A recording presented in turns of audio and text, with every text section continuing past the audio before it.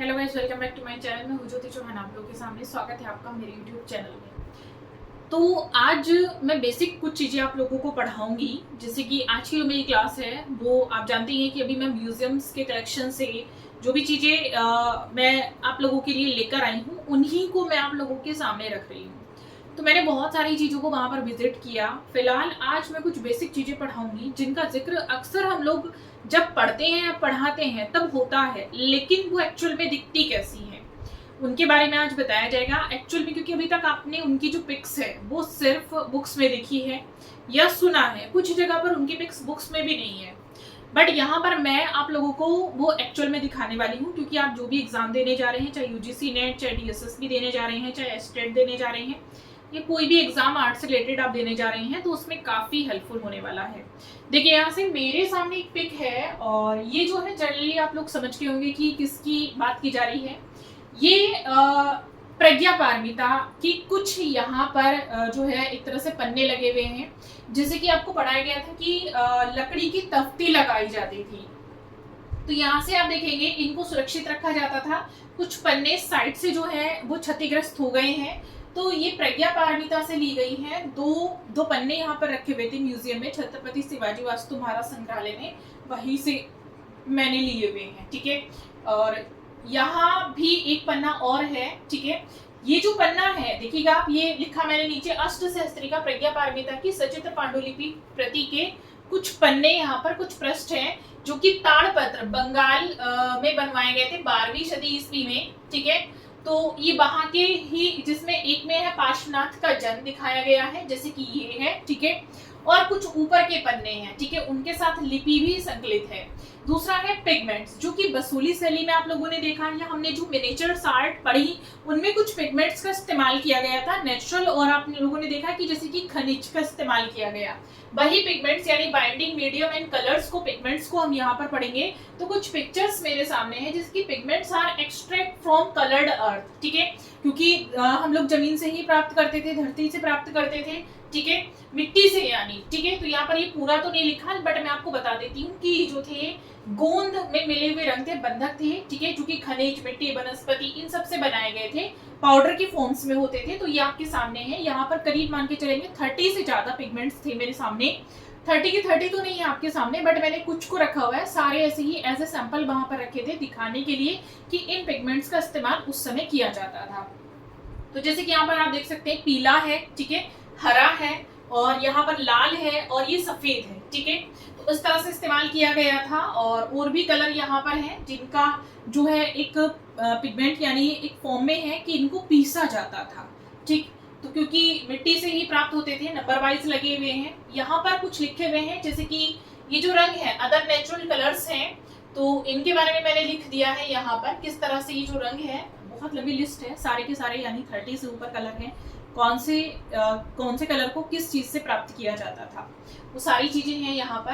अब आता है मिनरल कलर्स। यहाँ पर मैंने लिखा है जैसे कि आप देख सकते हैं जो खनिज कलर थे, जैसे कि सफेवा है, ठीक है, हड़ताल है, ऑरिमेंट्स है, गेरू है, आर्मानोक्स है, इनके कुछ जो नेम है एक्चुअली जो आजकल के एग्जाम में आप देख रहे हैं जैसे कि पीजीटी आया था, तो यही सारे नाम आप लोगों को दिए जा रहे हैं। भाषा चेंज जिसको हम कहते हैं ना कि भाषा चेंज हो गई, तो भाषा चेंज नहीं हुई है, एक्चुअली जो नेम है जो उस समय इस्तेमाल किया जाता था उस नेम का प्रयोग आजकल के एग्जाम में हो रहा है। तो वो मैंने यहाँ पर लिखे हुए हैं। इसका पीडीएफ मैं आप लोगों के साथ शेयर जरूर करूंगी। नीचे दिए गए टेलीग्राम चैनल से जुड़ जाइएगा। जैसे ही क्लासेस का शेड्यूल बनेगा आप लोगों के साथ यहाँ पर जो है ये पीडीएफ मैं आप लोगों के साथ शेयर करूंगी। ठीक है, क्योंकि अभी इस पर कोई लेबल नहीं है, तो जब तक लेबल नहीं लगेगा मेरी क्लासेस का मैं तब तक शेयर नहीं करूंगी। ठीक है, तो अबरक भी यहाँ पर लिखा हुआ है, सारे लिखे हैं क्रम वाइज, मैंने सारे सीक्वेंस में आपको और भी लगाकर मैं दूंगी। एक चीज और है, यहाँ पर आप देख सकते हैं कि गोल्ड सा कुछ आपको दिखाई दे रहा है, तो एक्चुअल में ये गोल्ड ही है, यानी ये गोल्ड की एक लीफ है जिसका प्रयोग जो हमारी मिनिएचर आर्ट है उनमें किया गया था। जनरली आप पढ़ते भी हैं जैसे कि तंजोर चित्रकला, ठीक, फॉर एग्जाम्पल ये आप देख रहे हैं यहाँ पर। इसको लेकर काफी जो है एक बहस भी हुई थी एक बार, काफी ज्यादा बुक्स के ऊपर भी बहस हुई थी कि क्योंकि एग्जाम में आया हुआ ये गोमेद पत्थर है जिसका प्रयोग चित्रों को घिसने के लिए यानी चमक लाने के लिए इस्तेमाल किया जाता है। तो ये वही गोमेद पत्थर है जो देखने में आपको बड़ा सामान्य सा पत्थर लग रहा है, बट ये सामान्य पत्थर नहीं है, ये गोमेद पत्थर है जिससे चमक उत्पन्न होती है चित्रों में। ठीक है, घिसने के पश्चात अब हम आते हैं, ये आपको दिखाई दे रहा होगा कुछ अजीब सा रखा हुआ, तो ये हिरन की खाल है। मैंने यहाँ पर लिखा हुआ भी है, ये लगा हुआ था बोर्ड कि हिरन का बहुत ही महीन चमड़ा जिस पर चरवा बनाया जाता था। अब बात यह है कि आखिर चरवा होता क्या था, तो महीन है, जैसे एक शब्द लिखा हुआ है, ठीक है, इसको समझ लेंगे। ये शब्द लिखा है कि महीन कपड़ा, एक सेकेंड, ये लिखा है महीन चमड़ा, तो ये बड़ा बारीक होता था, जो हिरन का जो चमड़ा होता था, ठीक है, महीन होता था यानी बारीक होता था। अब बारीक है तो जाहिर सी बात है इसका इस्तेमाल किस लिए किया जाता था, जैसे कि आप किसी भी चित्र को, यानी एक डिजाइन है, जैसे आप डिजाइन आप बनाते हैं तो आधा डिजाइन आपने इस साइड बना लिया, आधा आप इसकी कॉपी करेंगे इधर, तो किसी ट्रेस पेपर के माध्यम से करेंगे, तो समझ लीजिए इससे जो है ट्रेस पेपर बनाया जाता था, महीन चमड़ा होता था, बारीक, तो प्रतिलिपि बनाने के काम में आता था। ठीक है, क्लियर है, उसको चरवा बोला जाता था। ध्यान रखेंगे, ये वर्ड्स बहुत इंपॉर्टेंट है आपके आने वाले एग्जाम के लिए, क्योंकि यही वर्ड्स का इस्तेमाल आजकल किया जाता है और आप भूल जाते हैं कि आखिर ये था क्या, एक्चुअली में पता ही नहीं होता है।